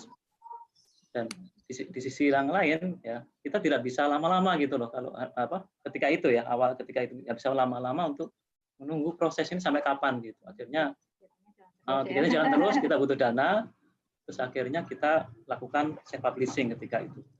Kita lakukan self publishing, kita cetak misalnya 1000 buku, kemudian kita bangun tim marketingnya, kita pasarkan, dan alhamdulillah ada. Pertama itu sampai 30 juta. Oh iya, sekitar 30-40 ya. Sekitar itu. Penjualan pertama karena kita, itu keuntungannya segitu. Karena mungkin kami mungkin sedikit berbeda dengan mungkin penulis yang lain ya, karena motivasi kami yang paling utama itu adalah kami membuat buku, menjual buku itu untuk mendanai kegiatan. Jadi kita nyari Rumah Pintar Aisa, ya, sehingga dan ini butuh dana. Nah, salah satu dananya adalah awalnya menjual buku. Kemudian kita agak sedikit kembangkan ya produk-produknya untuk ke berbagai macam produk yang lain. Yang kita juga membantu para produsen seperti itu. Tapi kalau sekarang sih mungkin sekitar 3 bulan, 2 bulan lah setelah itu sudah bisa diterbitkan. Itu Mbak Ria. Pernah merasakan bukunya ditolak nggak, Pak? Iya, ketika itu kan ditolak juga. Oh. Jadi kita Suruh nunggu aja ya. Suruh nunggu ini nggak tahu. Ya. Oh. Akhirnya kita udahlah, kita kelihatannya nggak usah masuk dulu. Waktu gitu ya, kita self publishing dulu aja. Gitu. Oh. Karena kebutuhan tadi ya, kebutuhan pendanaan ya. Dan kita udah terlanjur mengekspos ya ke teman-temanmu, kita ini. Seperti itu. Mungkin itu Mbak Dia. Jadi pengalaman kami. Pantang menyerah ya, tidak patah semangat ya Pak ya. Dan mungkin ini tambahan aja, buku pertama itu ada 3 buku yang kita pasarkan waktu itu ya. Dan alhamdulillah bisa mendapatkan keuntungan sekitar 30-40 juta. Itu bisa untuk kegiatan, karena kegiatannya memang rutin ya, banyak ya yang Jumat berbagi aja udah berapa, kemudian setiap minggu apa, stimulusnya apa, emang harus cepet runningnya gitu, dan cepet lagi bikin buku lagi, jual lagi buku lagi, jual lagi gitu. Iya benar-benar. Terus ada lagi nih, masih banyak pertanyaannya Ibu. Dari Ibu Valentina, Assalamualaikum, saya ingin bertanya kepada Bapak Ibu narasumber, bagaimana cara memilih penerbit yang terpercaya? Apakah harus penerbit besar, dan kriteria buku yang dapat diterima itu seperti apa? Oke. Siapa dulu? Silakan Mbak. Ya, silakan. Silakan Ibu Anita dulu. Oh, saya dulu, oke. Memilih penerbit, oke. Apakah harus penerbit besar atau penerbit lainnya, gitu ya, pilihan lainnya. Jadi sebenarnya balik lagi kepada kebutuhan dari si penulis itu sendiri. Apakah dia yang dia inginkan itu bagaimana? Karena tadi juga sempat ya disampaikan oleh Mbak Dia bahwa buku itu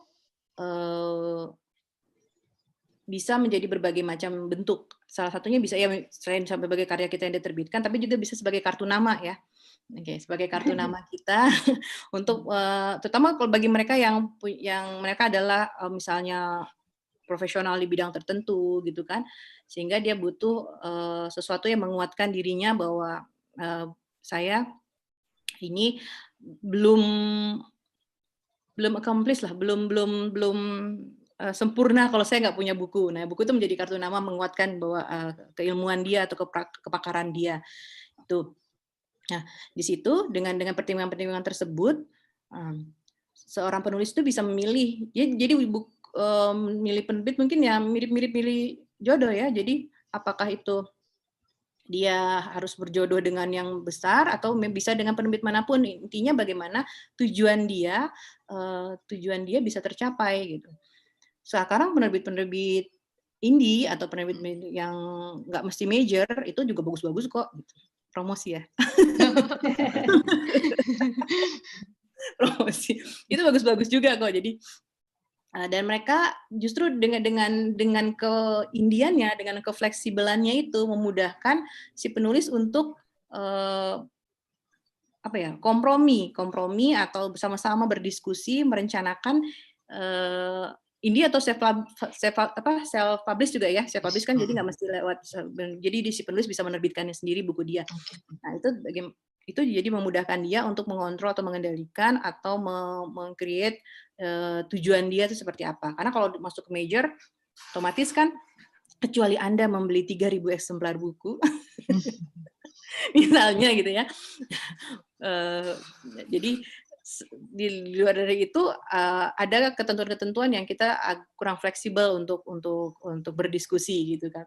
Tapi dengan teman-teman yang lain, dengan penerbit-penerbit yang indie atau mungkin Anda self publish itu tujuan Anda, misalnya rencana Anda itu akan jadi lebih mudah. Misalnya saya butuh ini untuk kepakaran atau misalnya untuk proceeding kampus atau apa gitu kan. Nah, mana yang lebih cepat, mana yang lebih memudahkan dia? Apa Anda mau menunggu lama atau Anda memang ada membutuhkan proses yang lebih cepat? Nah itu jadi intinya tidak mesti harus ke major. Lihat lagi tujuan kita apa, lihat lagi kebutuhan kita seperti apa. Nah, nanti tinggal disinkronkan, dicari mana yang cocok. Tapi jangan lupa, dicari juga penerbit ini menerbitkan nggak ke karya yang Anda buat ini, gitu kan. Jadi nggak hanya asal bombardir, dan juga jadi buang-buang energi kalau kita menawarkan ke satu penerbit, kemudian dia nggak mau menerbitkan, kebetulan memang dia tidak menerbitkan buku teks misalnya, atau dia tidak menerbitkan proceeding, sehingga membuat Anda jadi lama menunggu gitu. Dan Anda pun yang ditungguin aja gitu, nggak nawarin ke yang lain gitu. Itu sih. Itu kalau dari saya. Dari Ibu Diah gimana? Ya, kami juga punya pengalaman seperti yang Bu Anita ceritakan ya. Ketika kita coba untuk mempromosikan buku ke penerbit besar, itu ada ternyata bagi penulis baru itu syaratnya luar biasa gitu ya. Kita harus membeli 100% bukunya loh, bayangkan gitu. Dan itu saya kalkulasi, waduh 50 juta. Wah, akhirnya itu tadi kita mungkin kalau versi kami ya, mungkin kalau mau ke penerbit besar mungkin harus punya nama dulu ya. Harus kartu namanya harus kuat dulu gitu, mungkin lah. Jadi masuk dulu ke penerbit indie atau mungkin ke self publishing gitu ya, nggak masalah. Nah, yang penting itu tadi yang disampaikan oleh Bu Anita tadi, bahwa brandingnya harus kuat gitu mungkin ya. Brandingnya diri kita terus kuat. Ketika kita mau buat buku langsung nanti dari penerbit besar langsung ACC gitu, tanpa harus ada imbal balik, misalnya harus beli sekian ribu buku, harus memakan biaya yang sangat luar biasa banyaknya gitu. Kalau kami sendiri memang seperti itu. Jadi ya karena memang satu lagi berbeda ya, kita memang harus ngejar target, kegiatan, terus jalan dan lain-lain. Tapi kalau mau strategi itu, kita sebenarnya juga ada satu buku yang kita siapkan untuk masuk ke penerbit besar ya, yaitu novel ya sebenarnya, Saat Cinta Memilih Maling Kundang itu. Tapi benar-benar kita siapkan, jangan sampai ya istilahnya kalau memang sekiranya nanti kita harus mengeluarkan dana ya tidak harus 100% lah gitu ya. Bisa mungkin 25% dan lain-lain. Tapi untuk mengasah, kalau bagi saya itu untuk mengasah diri dulu ya, agar kita lebih jago nulis, lebih pandai menulis itu ya mungkin penerbit indie dulu lah kita bisa masuk. Kalau sudah bisa jago, terus kita brandingnya sudah kuat, ya mungkin bisa kita masuk ke penerbit yang besar gitu. Mungkin itu versi kami gitu ya. Versinya. Lah, iya, berarti lanjut aja ya Pak ya. Ini juga ditanyakan sama peserta kita.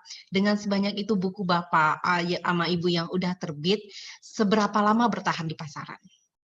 Ya. Setahun kah, 2 tahun kah? Biasanya 6 bulan itu sudah habis. Tapi kita punya pengalaman 2 minggu itu habis. 1.000 eksemplar kita kemarin cetaknya. Ya, belum sempat saya cetak lagi karena memang banyak sekali ide-ide yang untuk memperbaiki ya. Yang tadi disebutkan oleh kuliah tadi ya tentang newcomer dan tenis komputer itu yang isinya tentang bagaimana kita eksis di dunia kerja gitu. Bagaimana kita mau di persaingan, bagaimana kalau pendapat kita ya sebenarnya ketika rapat pendapat kita tolak, sikap kita seperti apa. Bagaimana kita bisa membangun jaringan ketika kita masuk dalam sebuah kondisi oligarki kekuasaan, apa yang kita lakukan. Bagaimana kita membangun sebuah jaringan dan lain-lain gitu. Nah, itu ternyata minatnya luar biasa. Ada pembeli misalnya dia beli 1 buku. Habis itu dia order lagi 20 buku gitu. Sehingga dalam waktu 2 minggu itu habis. Yes. Tapi ini kita belum sebenarnya ada ide. Kita punya bank ide ya. Bank ide itu mungkin saya tunjukkan seperti ini. Dulu saya pernah berada di kan saya di Kementerian Perindustrian. Saya membuat beberapa buku tentang industri pertahanan dan kedirgantaraan sebetulnya. Nah, ini salah satu bank ide saya. Jadi di sini adalah kumpulan ide-ide saya tentang industri pertahanan dan kedirgantaraan. Kalau ini kumpulan dari laporan. Jadi kalau saya rapat, saya pasti bikin laporan untuk atasan dan laporan itu saya simpan dalam bentuk buku seperti ini. Dan ini adalah bank ide saya. Ini tidak saya publis tapi ini bank ide. Sama juga ketika misalnya saya sedang ngobrol sama atasan, kemudian dia menyampaikan, oh kita tuh kayak robot. Maksudnya apa? Iya, kita tuh hanya istilahnya menjalankan apa yang diperintah atasan. Gitu. Oh iya, berarti robot gitu seperti itu. Nah, harusnya bagaimana Pak? Harusnya kita harus jadi manusia. Jadi kita punya ide-ide yang lain, punya masukan, ya, kreativitas, ya, inisiasi dan lain-lain. itu baru kita jadi manusia. Itu saya tulis di bank ide saya. Nah, kalau ini bank ide kumpulan dari diskusi, kumpulan dari saya membaca sesuatu, kumpulan dari apa mungkin pengalaman saya ikut seminar, itu saya kumpulkan dalam buku seperti ini. Ya, ini termasuk buku bank ide. Dan saya mempunyai banyak sekali bank ide. Ya. Dan memang sengaja saya cetak sendiri. Ini bukan dicetak ya, ini di apa istilahnya ya dicetak lah istilahnya. Dicetak, tapi tidak dijual karena ini hanya ini kumpulan bank ide ya. Jadi tulisan memang di sini acak-acakan. Tapi saya memiliki banyak sekali buku-buku seperti ini. Dan ketika misalnya nih, ketika saya harus menulis tentang parenting, saya tinggal membuka bank ide saya. Saya kumpulkan, saya satukan ide-ide yang sejenis, kemudian keluarlah 2 buku parenting ini. Jadi buku parenting ini berisi masing-masing buku ini 99 reminder ya, catatan. Ya, totalnya 280 dan satunya 316. Berarti kalau total ada sekitar 198 catatan. Nah, ini semua berawal dari bank ide. Semua berawal dari bank ide. Ya. Kemudian ketika kita mau siap untuk nulis ini, tinggal kita buka bank ide dan kemudian kita perkaya seperti itu. Tinggal dikompilasi itu. Ya Pak ya. Ya, tinggal dikompilasi. Luar biasa sekali. Nah, ini manajemen waktu ya yang lebih penting. Ada juga nih peserta kita yang nanyain Pak. Walaupun sadar sebenarnya manajemen waktu itu diperlukan gitu, tapi kenapa kita sebagai penulis dan juga dia sebagai maaf nih, dalam artian kapan waktu untuk menulis buku sendiri dan kapan waktu untuk mengurus penerbitan, lebih ke seperti itu. Karena saya pribadi sibuk dengan mengurus karya orang lain atau buku orang lain, buku sendiri dikesampingkan, belum juga aktivitas saya yang lain yang harus menunda untuk menyelesaikannya. Intinya manajemen waktunya bagaimana sih itu untuk menciptakan karya-karya yang sebanyak itu, Pak? Ya. Untuk masalah manajemen waktu, tadi sempat kita singgung bahwa sebenarnya menulis itu kan kalau bagi kami itu ibarat makan. Gitu. Kita harus tahu waktu-waktu kapan kita menulis. Kita harus tahu tempat-tempat seperti apa yang membangkitkan selera kita untuk menulis, atau musik apa yang mendorong kita untuk menulis gitu. Itu kita kenal dulu gitu ya. Itu semua elemen itu kita kenal dulu. Misalnya kalau kita mendengarkan lagu Kitaro yang lagunya yang agak sedikit melankolis ya, tiba-tiba ada keinginan untuk menulis, atau di suasana yang hening sekali, mungkin ketika waktu subuh ya, itu kita sudah terbiasa nulis jam-jam seperti itu, maka kita akan istilahnya terbiasa ya, karena semua kan berhubungan dengan alam otak bawah sadar ya. Kalau sudah terprogram ya akan terjadi seperti itu. Tapi menulis pada intinya adalah yang paling penting bagi kami menulis itu adalah misi, bukan misi, motivasi. Motivasi. Jadi motivasi kita menulis itu apa? Itu yang sebenarnya yang mendorong kita untuk menulis. Kalau kami memang beberapa hal yang tadi telah disampaikan ya, bahwa menulis itu mengalirkan pahala. Misalnya seperti itu. Karena bukan kami Muslim ya, kami merujuk pada salah satu hadis ya. Ketika misalnya amal jariah itu salah satu kan menulis. Jadi kalau buku kita itu sampai dibaca oleh 1.000 orang atau mungkin 100.000 orang dan mereka mengamalkan, maka kita akan mendapatkan 1.000 kali 100% dari pahala dari masing-masing membaca. Kalau mereka dapat 1, kita dapat 1.000 karena dikali 1.000. Dan ini motivasi yang sangat penting ya bagi kita. Kemudian menolong orang lain ya. Ketika misalnya Bapak Ibu jago masak, kemudian membuat buku tentang masak, membantu orang lain ya, sehingga dengan buku yang kita tulis orang lain bisa memasak, menjual masakannya, mendapatkan rezeki, maka itu menolong orang lain ya. Dan itu janji Tuhan ya, bahwa siapa yang menolong orang itu akan ditolong oleh Tuhan. Nah, itulah janji. Itu adalah hukum kepastian, seperti hanya hukum kayak gravitasi. Kalau benda dilempar pasti jatuh ke bawah. Dan itu juga hukum kepastian dari Tuhan, gitu. Seperti itu. Jadi motivasi-motivasi itulah yang penting yang harus kita bangun dulu sebelum kita memulai menulis. Kalau sudah menemukan motivasinya atau purpose-nya itu bagi saya itu sudah 50% itu sudah selesai gitu. Atau mungkin bisa kalau bagi kami 90%-nya di situ gitu. Kalau misalnya tidak ada dorongan ya bahwa rumah pintar ini harus didanai, tidak ada dorongan motivasi kami untuk menanam banyak kebaikan, menggali sumber amal kebaikan, ya mungkin kami akan malas-malasan gitu. Kalau hanya motivasinya, aduh nulis gini ribet amat sih, ngurusin penerbit ribet banget gitu ya. Udah nulis, kemudian royaltinya sedikit, wah akhirnya nggak jadi nulis gitu. Seperti itu. Jadi yang perlu dibangun adalah motivasi. Kalau udah motivasinya kuat, ya apapun yang terjadi, apapun yang terjadi, entah royaltinya sedikit, ditolak di mana-mana, itu tetap aja konsisten. Gitu. Jadi itu Mbak Ria. Jadi yang penting bagi kami adalah motivasinya apa dulu. Benar, luar biasa. Kalau versinya Mbak Anita gimana nih sebagai seorang penulis? Iya, sebagai penerbit juga iya. Bagi waktunya itu gimana Mbak? Bagi waktu, nah, ya. Ini memang biasanya ya teman-teman yang di dunia penerbitan pelakunya langsung ya, misalnya editor atau pokoknya orang-orang yang di redaksi itu setiap hari mereka berkutat dengan buku, bikin buku. Tapi kalau ditanya berapa sih sebenarnya dari seluruh editor gitu yang kemudian mereka menerbitkan buku sendiri gitu, itu pasti nggak akan sampai 100% para editor itu kemudian mereka membuat buku karena ya ada kejenuhan atau apa gitu. Padahal dia tahu bagaimana membuat buku yang bagus itu gitu, bagaimana dia mau meng-create buku yang keren itu, yang bestseller itu gimana.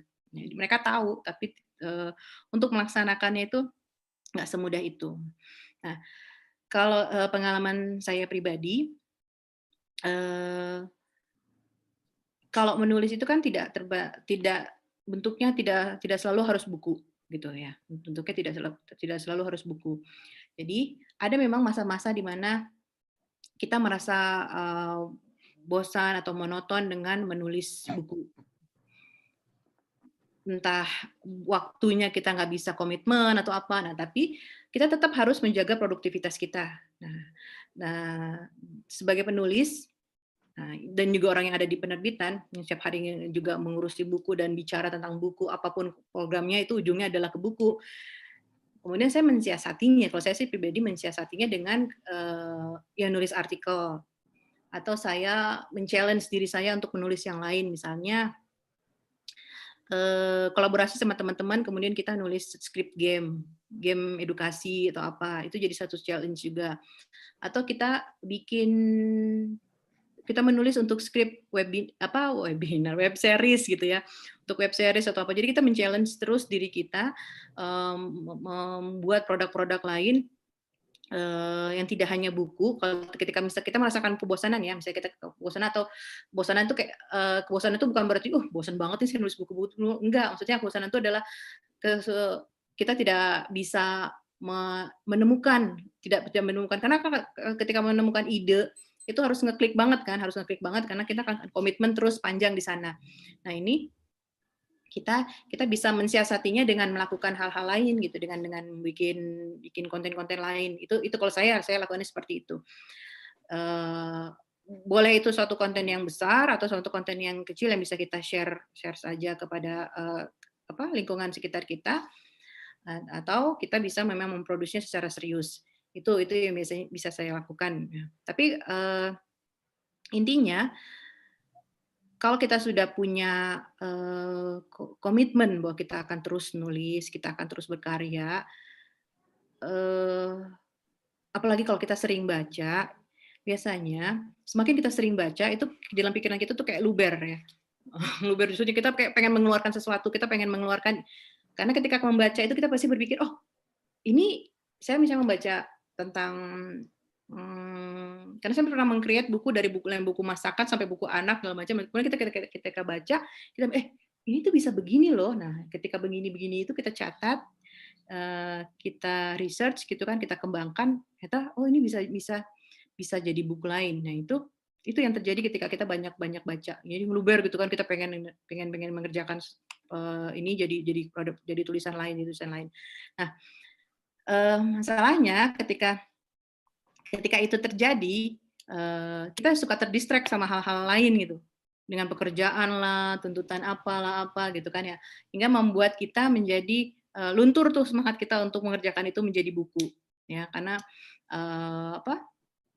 ya dengan dunia pekerjaan kita atau apa yang membuat kita walaupun ibu rumah tangga sekalipun juga kan pekerjaannya luar biasa ya, jadi kita banyak terganggu.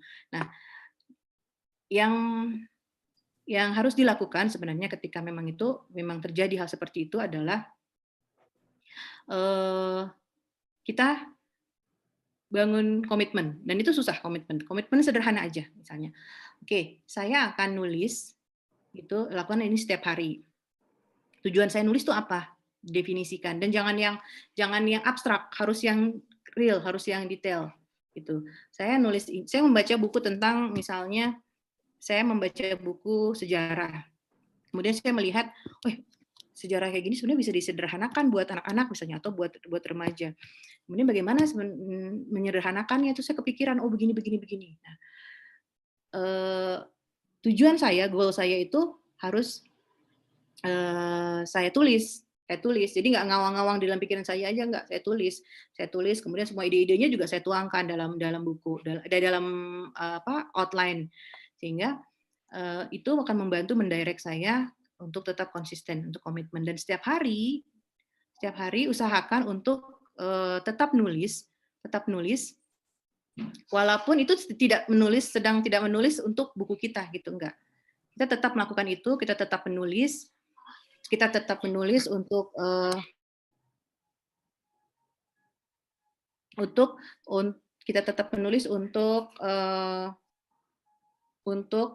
menjaga mood kita dalam menulis. Karena yang paling itulah writer block lah, mood kita lah, segala macam itu yang biasanya paling mengganggu ritme kita dalam menulis. Itu harus kita lakukan. Jadi setiap pagi tetap komitmen untuk nulis. Kalau saya pagi misalnya, atau siang, atau malam, setiap pagi tetap lakukan itu untuk komitmen untuk menulis, supaya ketika kita berencana untuk menyelesaikan tulisan kita tetap dalam mood yang itu. Jadi kita bisa mengendalikan, kita bisa mengalahkan writer block, mood, dan lain segala macam. Tulis aja, walaupun misalnya nulisnya itu adalah cuma nulis curhat aja, gitu.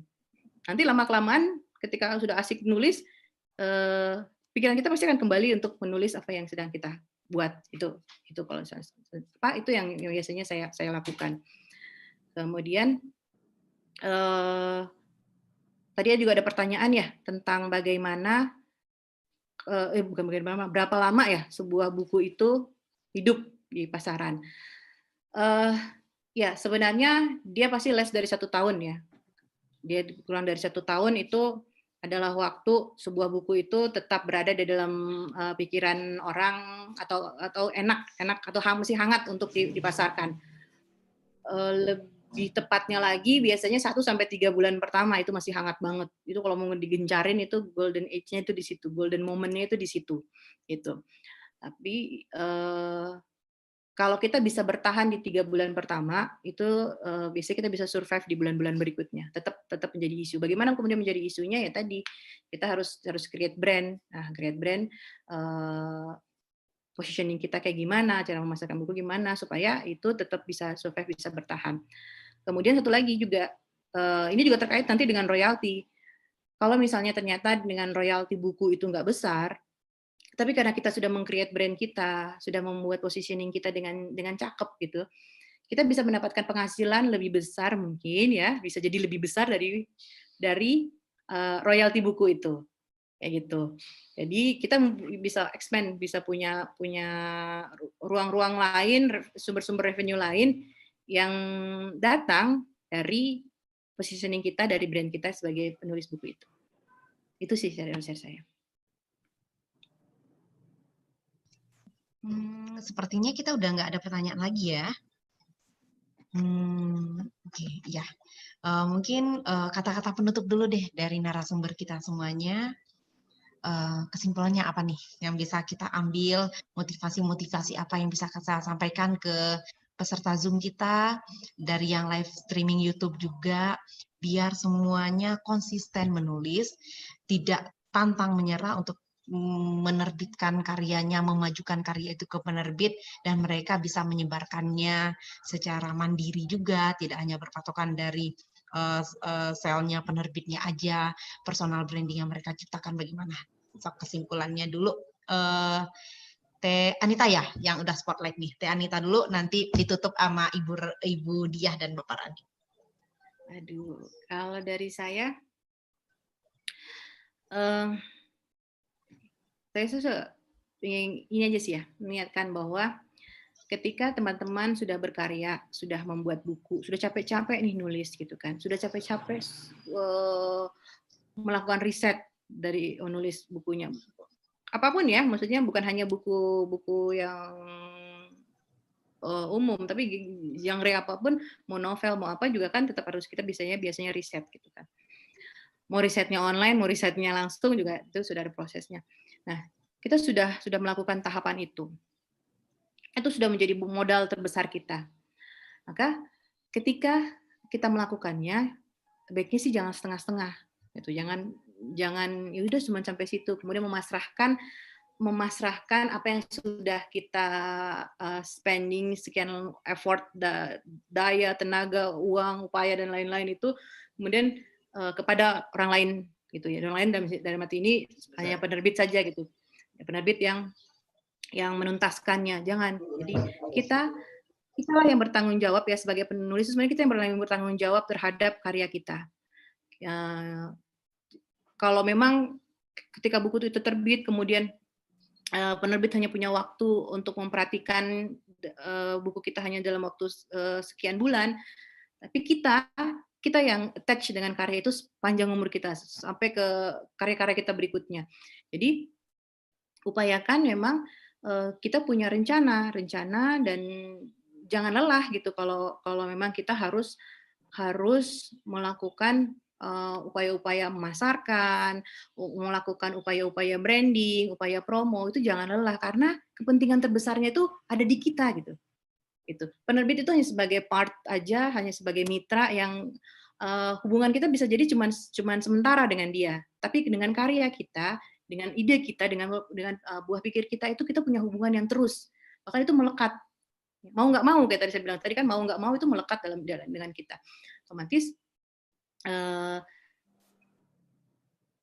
proses yang tidak mudah ini yang sudah kita lalui harus kita pertahankan agar ide kita, gagasan kita itu bisa menular dengan baik gitu, menular dengan sehat, bukan menular yang tidak sehat ya, menular dengan sehat dan bisa kita pertahankan terus kesehatannya agar umurnya panjang. Jadi jangan juga merasa lelah, jangan memudahkan Pak kita emosi juga sama penerbit ini nggak benar-benar, kecuali memang hal-hal yang tertentu ya. Tapi kita yang punya part untuk terus menyebarkan, untuk terus membangun image yang tepat bagi diri kita. Sayang banget soalnya dengan proses yang sudah sekian ya nggak mudah, nggak semua orang. Kalau semua orang bisa nulis, seluruh Indonesia ini sudah luar biasa konten kita gitu. Nggak semua orang bisa melakukan itu. Otomatis kita lakukannya dengan sungguh-sungguh dan dengan hati kita karena tujuannya tadi supaya langgeng dan abadi. Itu mungkin kalau dari saya. Selanjutnya dari Ibu Diah dan Bapak Randi gimana?